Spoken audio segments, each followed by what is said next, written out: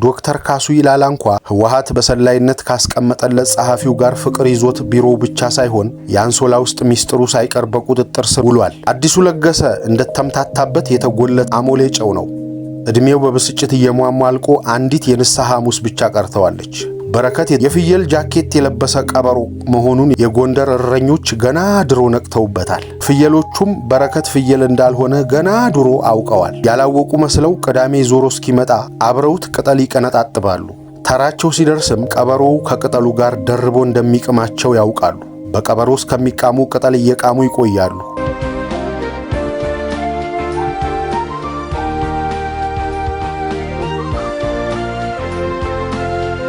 ጣና ይስጥልን ሀብል ተረክቤ የደራሲው ማስታወሻ በሚል ተስፋዬ ገብረአብ ከጻፈው የወያኔ ሚስጥሮች የተሰኘውን ጽሑፍ እንዲህ አቅርበነዋል። ይህንን ቪዲዮ እየተከታተላችሁ ያላችሁ ቤተሰቦች ቻናላችን አዲስ በመሆኑ ሰብስክራይብ በማድረግ እንድታግዙን በአክብሮት እንጠይቃለን።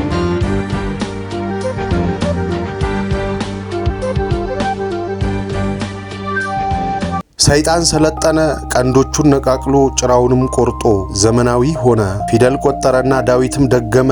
ውዳሴ ማርያምን አንቀጸ ብርሃንን አጠና ፈጠመ። ግና ተቸገረ እንዲያው በየለቱ ጨርሶ አላወቀም ለማን እንደሆነ ጦምና ጸለቱ። ቢጨንቀው ጊዜና ቆይቶ ሰንብቶ ክርስቲያን የሆነ አንድ ሰው አግኝቶ ተወዳጀውና ብሶቱን ነገረው።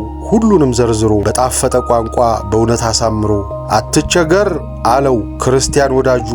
አጽናናው መልሶ ሰይጣኑ ካሰበው አለመጠን ብሶ። ይህስ ቀላል ነገር ችግርም የለው እንደኛው ክርስቲያን ሆንክ ማለት ነው። ዮሐንስ አድማሱ። የወያኔ ሚስጥሮች በሚለው በዚህ ርዕስ አንድ ሙሉ መጽሐፍ በቻልኩ ነበር። አጀንዳዎቹ ግን ተደጋጋሚ ይሆናሉ። የወያኔ አመራር አባላት ገንዘብ እየዘረፉ በውጭ አገር ባንኮች ያከማቻሉ አለያም ሰው ይገላሉ የሚል ዜና ሚስጥር አይደለም። ምንጊዜም የተረካ ትኩረቴ ሰው መግደላቸው ሳይሆን ሰው የሚገሉበት መንገድ ላይ ነው። ገንዘብ መዝረፋቸው ሳይሆን ገንዘብ ለመዝረፍ የሚጠቀሙበት ስልት ነው። በዚች አጭር አንቀጽም ይህን መሰል አንዳንድ ነጥቦችን አወጋለሁ። ሚያዝያ አጋማሽ 2002 የኢህአዴግ ስራ አስፈጻሚ ኮሚቴ አዲስ አበባ ላይ ስብሰባ ማድረጋቸው ወሬው ሾልኮ ወጥቶ ነበረ። ስብሰባው አስቸኳይ የነበረ ሲሆን በአጀንዳ የተያዘ አልነበረም። መለስ ለፖሊት ቢሮ አባላቱ ቀልድ የሚመስል አንድ ግዙፍ ጥያቄ አቀረበ።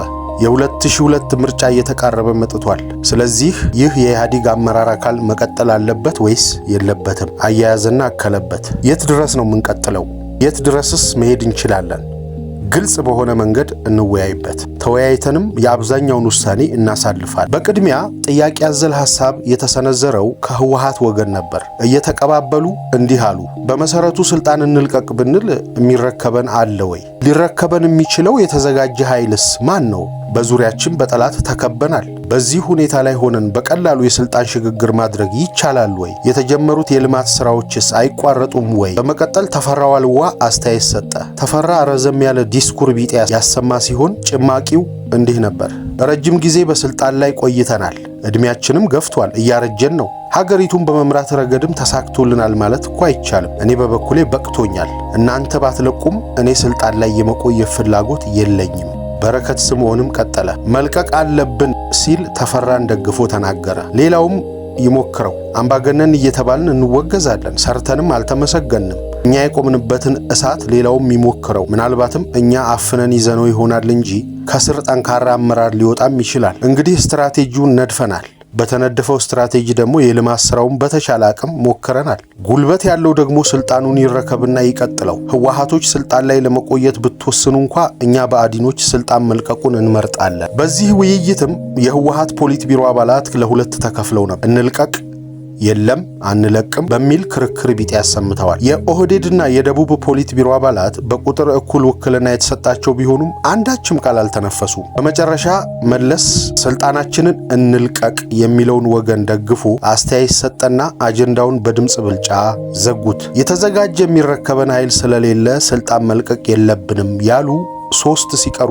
ቀሪው ስልጣናችንን እንልቀቅ የሚለውን ደገፈ። በክርክሩ ወቅትም ስልጣን መልቀቅ የለብንም ያሉት የህወሓት ወገኖች በመከራከሪያነት ካቀረቡት ነጥብ ዋናው ሻዕቢያ ስልጣን ላይ ያለ ስልጣን ከለቀቅን ሀገሪቱን በእጃዙር ይቆጣጠራታል የሚል ነበር። ለዚህም የመከራከሪያ ነጥብ አንድ ማሰሪያ ተበጀለት። ይህም እኛ ስልጣን ከመልቀቃችን በፊት በማንኛውም መንገድ ሻዕቢያ ከስልጣኑ መወገድ አለበት የሚል ሆነ። ሻዕቢያን እንዴት ማስወገድ እንደሚቻል ግን አልተገለጸም። በጦርነት ወይስ በመፈንቅለ መንግስት ለሚለው ጥያቄ ምላሽ ሳያስቀምጡ ስብሰባው ተቋጨ። በዚሁ የፖሊት ቢሮ ስብሰባ ከስልጣን ለሚለቁ ባለስልጣናት ሊሰጥ ስለሚገባ ጥቅም ጉዳይም ተነስቶ ነበር። ዝርዝር ተሰርቶለት በሚኒስትሮች ምክር ቤት እንዲጸድቅና ለፓርላማው እንዲቀርብ ወስነው ተለያዩ። ይህ የወያኔ የፖሊት ቢሮ ስብሰባ መረጃ ያገኘሁት ስብሰባው በተካሄደ በ10ኛው ቀን ግድም ነበር። መረጃውን ከአስተማማኝ ሰው በማግኘቴ ወሬውን እንደሰማሁ በትኩሱ እነዚህ ሰዎች ተቸግረዋል ማለት ነው ብዬ ነበር። መረጃውን ተኝቼበት ካደርኩ በኋላ ግን የመለስና የበረከትን ቁማር ለመተንተን ጥረት አደረው። ገና ከመነሻው የፖሊት ቢሮ ስብሰባ ሚስጥር እንዲህ ቃል በቃል እንዴት እኔ ዘንድ ሊደርስ ቻለ? እኔ በቀላሉ ነበር ያገኘሁት። ከቀድሞ ወያኔ ጓደኞቼ አንዱ ነበረ ዝርዝሩን የላከልኝ። ጓደኛዬ ነበረ፣ ታጋይ ቢሆንም በከፍተኛ አመራር አባላት አንዱ አልነበረም።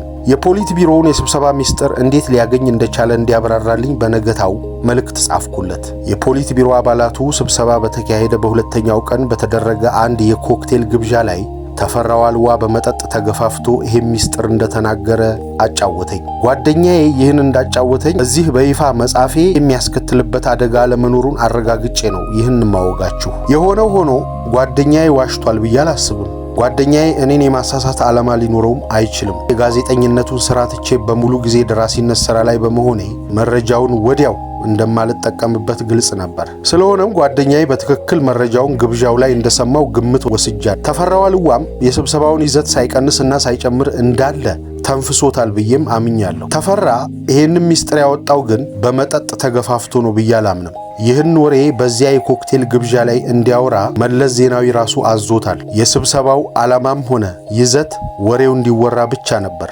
አሰራራቸውን በቅርብ የማውቅ እንደመሆኔም ግምቴ ወደ እውነቱ ሊቃረብ እንደሚችል አስባለሁ። ወያኔ እንዲወሩለት የሚፈልጋቸውን ወሬዎች በሚስጥር መልክ እየሾለኩ እንዲወጡ የማድረግ ልምድ እንዳለው በደንብ አውቃለሁ። ለዚህ አይነት ድብቅ ዓላማ ያላቸው ዜናዎች ከተጋለጡት ሚዲያዎች ኢንዲያን ኦሽን ኒውስ ሌተር የተባለው በራሪ ጋዜጣ ዋነኛው ነው። የወያኔ የጸጥታ ክፍል ተቀማጭነቱ አዲስ አበባ ላይ ሆኖ ለፈረንሳይ የስለላ ድርጅት የሚሰራውን ጆሮ ጠቢ ማንነት አያውቁም ለማለት አይቻልም። ለገሰ አስፋው በኬጂቢ ይታማ እንደነበረው ሁሉ ለተለያዩ የስለላ ኤጀንሲዎች መረጃ የማቀበል አገልግሎት የሚሰጡ የወያኔ ከፍተኛ ባለስልጣናት መኖራቸው ግልጽ ነው። መለስ ራሱ ለሲአይኤ ቢሰራ አይደንቀንም። ስልጣን በከዳው ጊዜ ከነቤተሰቡ መጠለያ ለማግኘትና በወንጀል ያለመጠየቅ ዋስትናውን ለማስጠበቅ ሊያደርግ ይችላል።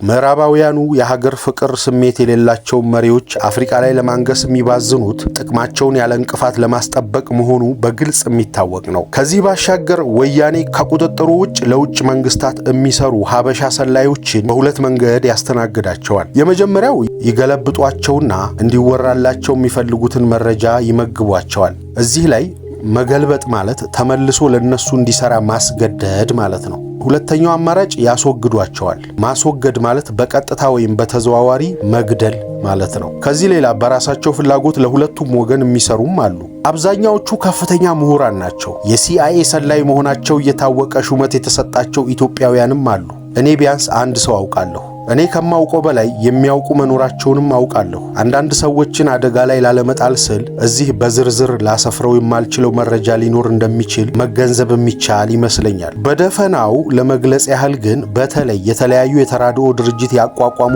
ግለሰቦች በአብዛኛው ለአንዱ ወይም ለሁለቱ ወገን ያገለግላሉ። ጠንካራ ገቢም ያገኙበታል። ከህወሓት የማዕከላዊ ኮሚቴ አባላት መካከል አንዱ ሙልጌታ ለምሰገድ መለስ እያወቀ ለሲአይኤ ይሰራል። ይህ መረጃ በከፍተኛ ሚስጥር የተያዘ አይደለም። እንደ ብልጠትና ጥበብ በመቁጠር በተለያዩ አጋጣሚዎች ለቅርብ ሰዎች ይናገሩታል። በዚህ ሥራ ከፍተኛ ገቢ ቢያገኙበትም ዓላማቸውና ግባቸው ግን ገንዘብ ማግኘት አይደለም። በጥቅሉ ሙሉጌታ ለምሰገድ ለሲአይኤ የሚልከው መረጃ የመለስ ስብሃትን የስልጣን ዕድሜ የሚደግፍ ቢሆንም ኢትዮጵያን እንደ ሀገር ሊጎዳት እንደሚችል አያጠራጥርም። ጉዳቱም ዛሬ ላይ ላይታይ ይችላል። እኛ በሕይወት እያለን ግን ይህ መከረኛ ሕዝብ የገፈቱ ቀማሽ ይሆናል። በቀጥታ ለማስቀመጥ የወያኔ ሰዎች የሀገሪቱን ብሔራዊ ሚስጥርና ደህንነት ለህወሓት በሚጠቅም መንገድ እየሸጡት ይገኛሉ። የብሔረሰቦች የእርስ በርስ ግጭት፣ መሬት፣ የአፈርና የውሃ ግብዓት፣ የሶማሊያ ጣልቃ ገብነት፣ የኦጋዴን የከርሰ ምድር ሀብት፣ አኝዋክና ጋምቤላ ትርምስ በሚዲያ ከምንሰማው ባሻገር የተወሳሰቡ የጥቅም ይዘት ያላቸው ናቸው። እንግሊዛውያን ፋሽስት የተባለውን የኢጣሊያን የፖለቲካ ድርጅት ከኢትዮጵያ ይዞታው በማስወገዱ ዘመቻ እርዳታ በሰጡበት ወቅት ኢትዮጵያን ወደ 5 ሀገራት ለመከፋፈል ያደረጉት ሙከራ አልተሳካላቸውም። በወቅቱ ስልጣን ላይ ያልነበሩት መሳፍንት ይህን ለማስፈጸም ዝግጁ ሳይሆኑ ቀርተዋል። በዚህ ዘመን ግን የኢትዮጵያ ጠላቶች የዚችን ሀገር ህልውና በሚፈልጉት መንገድ አዳክሞ ለመግዛት የተመቸ ለም መሬት አግኝተዋል። ኢትዮጵያ የሀገር ፍቅር በሌላቸው ኢትዮጵያውያን ቁጥጥር ስር ናት የሚለውን አባባል ካመንኩበት ቆይቻለሁ። ህዝቡ ይሄን አውቆታል። መርቶ ነፃነቱን የሚያስጨብጠው እስካላገኘ ድረስ ግን አንዳች ምርጫ የለውም። በፖሊስ ጡጫና በህገ መንግስት ዘፈን ተቀፍድዶ ህይወቱን ይገፋል። እንግሊዞች ቻይና ላይ ኮኬንና ሄሮይን መሸጥ እንዲችሉ ስልጣን ላይ የነበረው መንግስት ለማስገደድ የቻሉበት አንድ ዘመን ነበር። በተመሳሳይ መለስ ዜናዊ ብብቱን ከፍቶ መሬቱንም ሆነ የከርሰ ምድር ሀብቱን ከዚህም ባሻገር የጸጥታ ሚስጥሩን ለምዕራባውያኑ እየቸበቸበው ይገኛል። ምዕራባውያኑ ሙጋቤን ያደርጉት እንደነበረው አቅሙ እስኪደክም ወተቱን ያልቡታል። የሚያሳዝነው ነገር መለስ ዜናዊ የሚታለበው ወተት የኔ አይደለም ብሎ ማመኑ ነው። አሰፋ ማሩ የእንግሊዝ ሰላይ እንደነበር ስዩም መስፍን እንደነገረኝ በቀዳሚው መጽሐፌ ገልጬ ነበር። ስዩም ያንም ሚስጥር የነገረኝ እኔ ለህወሓት ታማኝ ስለነበርኩ አይደለም፣ ጋዜጠኛ ነኝ። በአናቱ ከትግራይ ጎሳ አይደለሁምና አምኖ ሚስጥር ሊነግረኝ አይችልም። ወሬው እንዲወራ ተወስኖ ስለነበር ሊሆን ይችላል በቀላሉ የነገረኝ።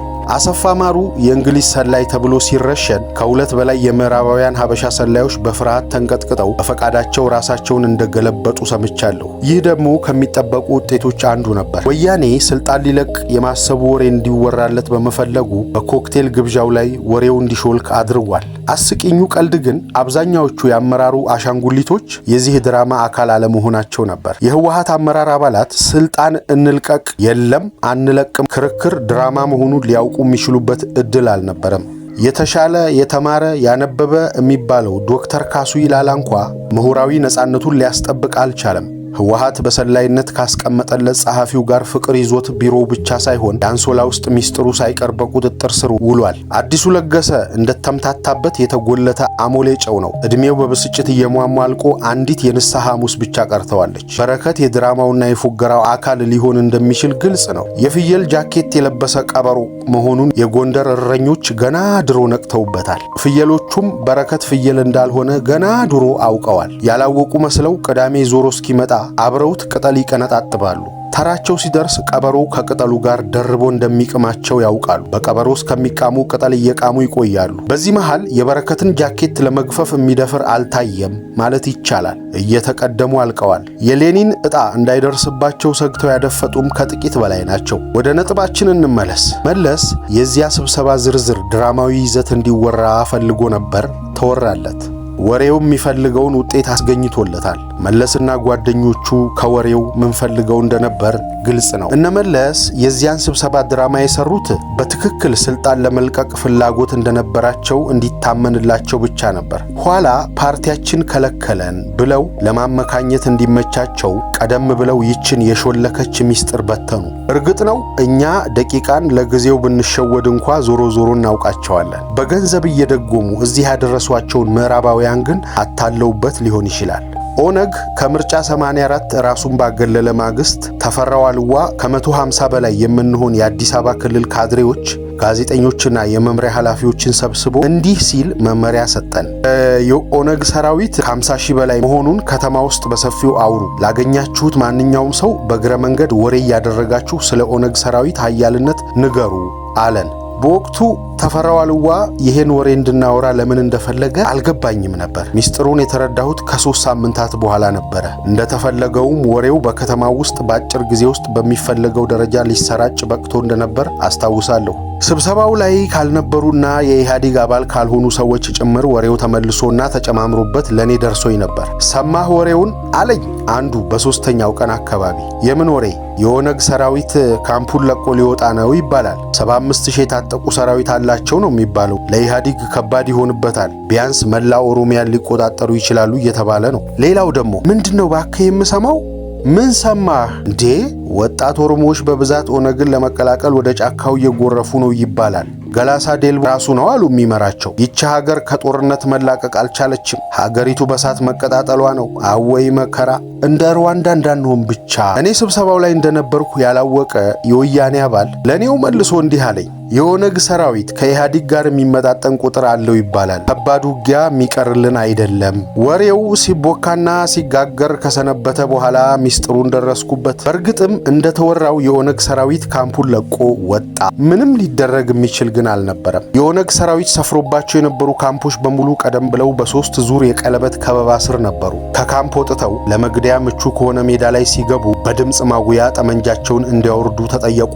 የተፈጸመው በጀግንነት ወይም በፈሪነት መለኪያ የሚመዘን አልነበረም። ባጭሩ የኦነግ ሰራዊት ሊዋጋ የሚችልበት ሁኔታ ውስጥ አልነበረም። ሰራዊቱን የሚመራ የተደራጀ ኃይልም አልነበረም። እየተካሄደ ስለነበረው የፖለቲካ ሽኩቻም ሰራዊቱ በቂ ግንዛቤ አልነበረው። ሰራዊቱ በዚህ ሁኔታ ላይ ሆኖ ከባድ መሳሪያ በተጠመደበት ሜዳ ላይ ተገኘ። የህወሓት ወታደሮችም ቢሆኑ በዚህ ሁኔታ ላይ ቢገኙ ተዋግተው ውጤት ሊያመጡ አይችሉም ነበር። በመሆኑም የኦነግ ሰራዊት በጀብደኝነት ህይወቱን ማጣት አለያም ጠመንጃውን አውርዶ መማረክ ቀሪ አማራጮቹ ነበሩ።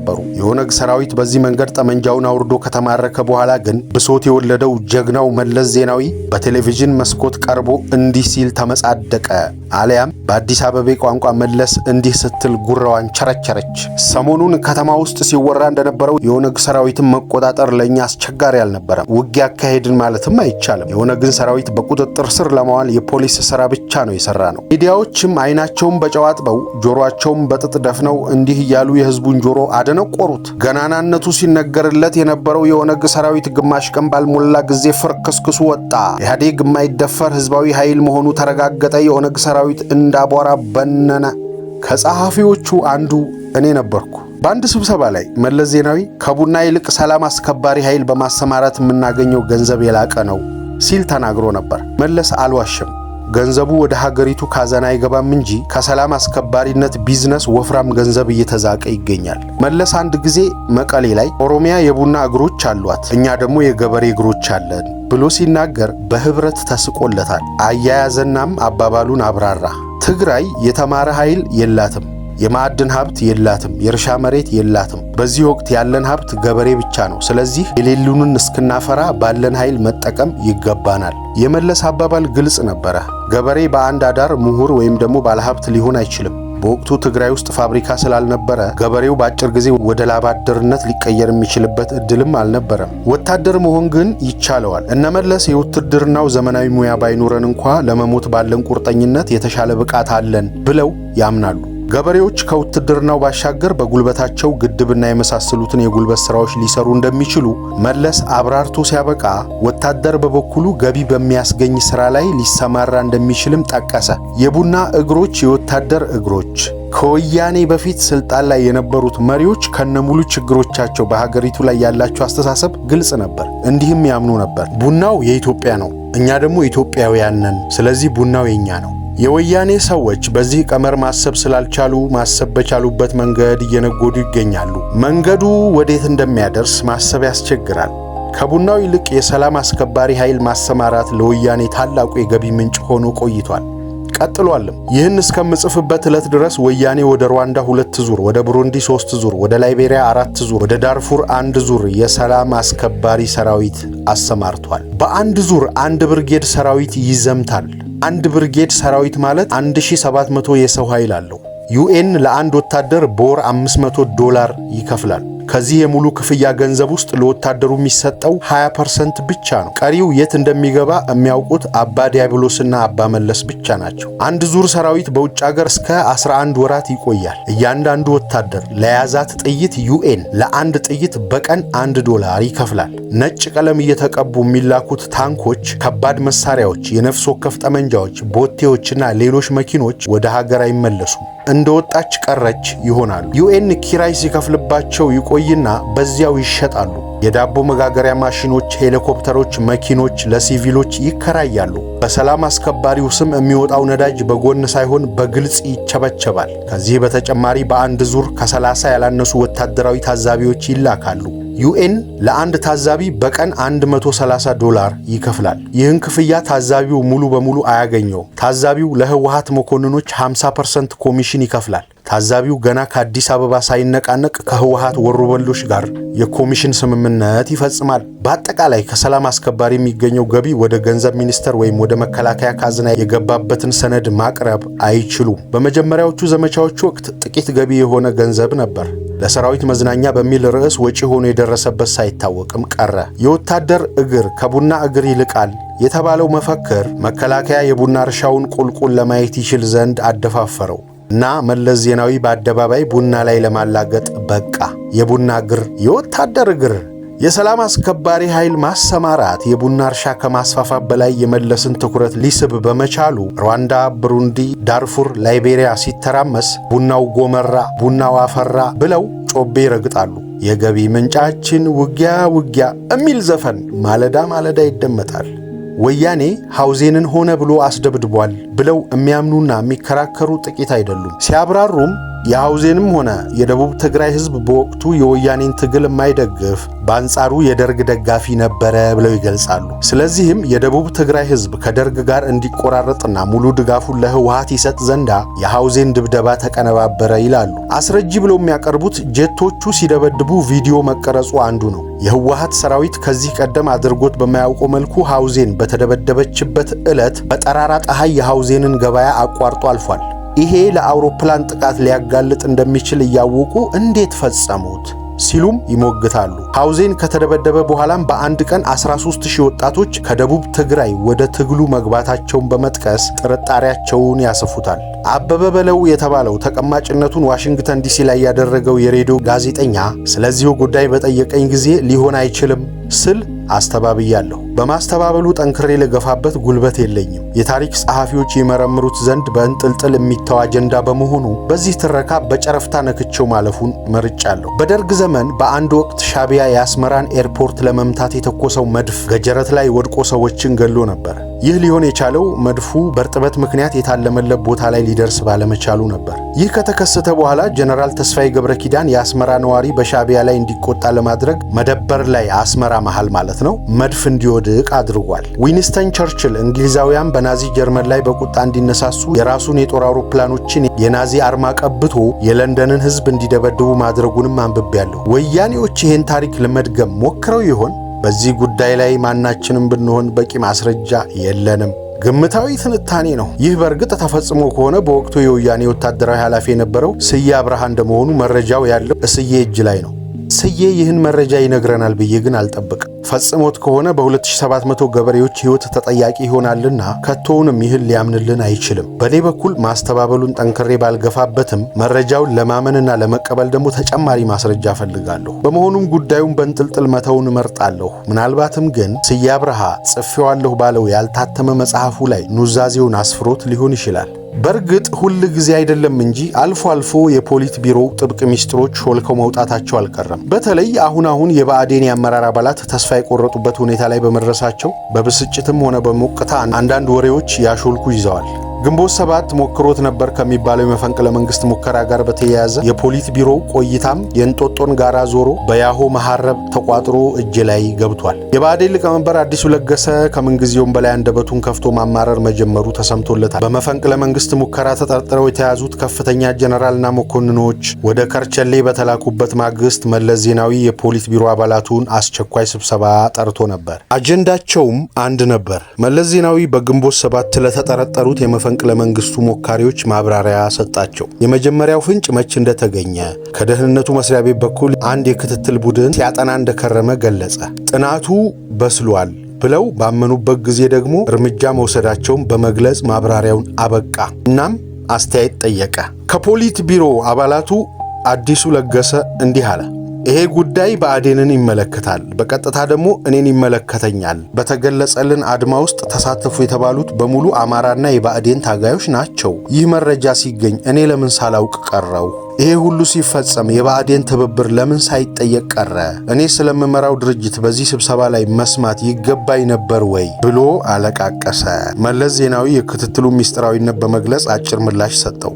ከዚያ በኋላ ጥያቄ ያቀረበ አልነበረም። በረከትና ተፈራ ዋልዋ በስብሰባው ላይ የተካፈሉ ሲሆን አስተያየት ሳይሰጡ ስብሰባው ተዘግቷል። ከኢህአዴግ የፖሊት ቢሮ ስብሰባ በኋላ የብአዴን የፖሊት ቢሮ ከፊል አባላት ጉዳዩን በተናጠል ሊያዩት መሞከራቸውንም ሰምቻለሁ። ተፈራ ዋልዋ አዲሱ ለገሰን በመቃወም እንዲህ ሲል ተናግሯል። ብአዴንን እጁን ጠምዝዘን ለህወሓት ያስረከብነው እኛው ራሳችንን ነን። አንተም እኔም ይሄን አድርገናል። ያም አዲስ ነገር ተፈጠረና ነው ተበሳጭተህ እንደዚያ የተናገርከው። በረከት ስምዖን በእርግጥ ስለታሰሩት ነባር የብአዴን ወታደራዊ ታጋዮች ያውቅ ነበር ብለው ይጠረጥሩት ይሆናል። ይሄ ጉዳይ ሚስጥር ሆኖ የቆየው ለቀሪዎቹ የብአዴን አመራር አባላት ብቻ እንደሚሆን ግልጽ ነው። እርግጥ ነው አዲሱና ዋልዋ ማምለጫ የላቸውም። እስከ ፍጻሜው በህወሓት መንጋጋ ስር ይቆያሉ። የስልጣን ፍቅር ጋማቸውን ይዞ ጎትቶ ካስገባቸው የጭቃ ኩሬ በቀላሉ መውጣት የዋዛ አይሆንም። ብዙ ገለዋል። መግደል ቀላል አይደለም። ሟች ጉልበት አለው። የፈጸሙትና ያስፈጸሙት ጥብቅ የሚስጥር ጎተራ ውስጥ ተቆልፎባቸዋል። ከፍጻሜው በፊት አንድ እርምጃ መውሰድ ይችሉ ይሆናል ብዬም ተስፋ አላደርግም። ጸጸታቸውን እያስታመሙ ይዘልቁት ይሆናል። አሟሟታቸውን የማሳመር እንጥፍጣፊ እድል ግን አያጡም። እንደ ታምራት ላይኔ ማልቀስ ሳይሆን መናዘዝ ይጠበቅባቸዋል። ያም ማድረግ ከቻሉ ቢያንስ በታሪክና በልጆቻቸው ፊት ሞገስና ምስጋና አያጡም። ሌላ ምን ቀሪ ነገር ሊኖር? ቀሪው ግልጽ ነው። እነሱም እንደ ማንኛውም ሰው፣ ማንኛውም አጥንት፣ ማንኛውም አስክሬን ይሆናሉ።